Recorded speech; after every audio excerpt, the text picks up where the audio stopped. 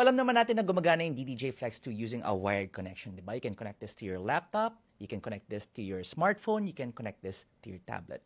Pero did you know na gumagana rin to wirelessly via Bluetooth? Well, it does. In fact, you can connect it via Bluetooth using your Android or iOS smartphone running Rekordbox DJ. Ngayon, please take note na pag ginawa mo to, yung marinig mo lang na output palabas ng cellphone mo will be the master output. Walang headphone output dito, meaning walang pre-queuing involved. Alright? So let me walk you through the steps. Siguro tinatanong mo, okay, wireless Bluetooth nga, bakit pa may wire dito? Well, this is just to power the DDJ Flex 2. Nakakabit to sa isang power bank or sa AC adapter na kabit doon sa outlet mo. Again, this is not connected to your smartphone at all. It is mainly connected to a power source. Okay? So, pag nagawa na natin yan, makita natin na umiilaw na to, mayroong Bluetooth indicator na nagfa-flash ng ganyan.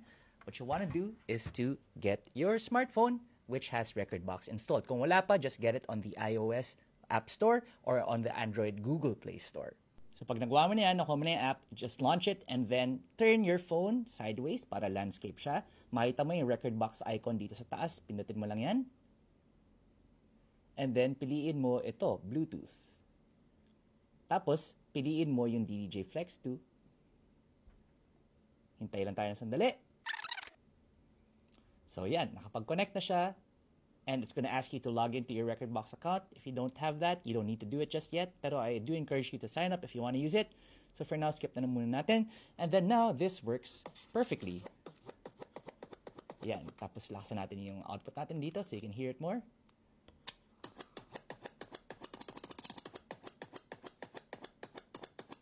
Yan. As I mentioned, yung output lang nito will be the master output. Walang headphone queuing. You won't be able to use the audio outputs here on the DDJ Flex 2 itself. I think this is just good for practicing at home or even if you're playing for your friends or sa bedroom mo. You just want to play sounds you don't necessarily want to be DJing like at a bar or something like that. It's just great for sound tripping or for practicing your DJing, practicing your mixes, even practicing your scratching like I've been doing the past few weeks. Hope this helps.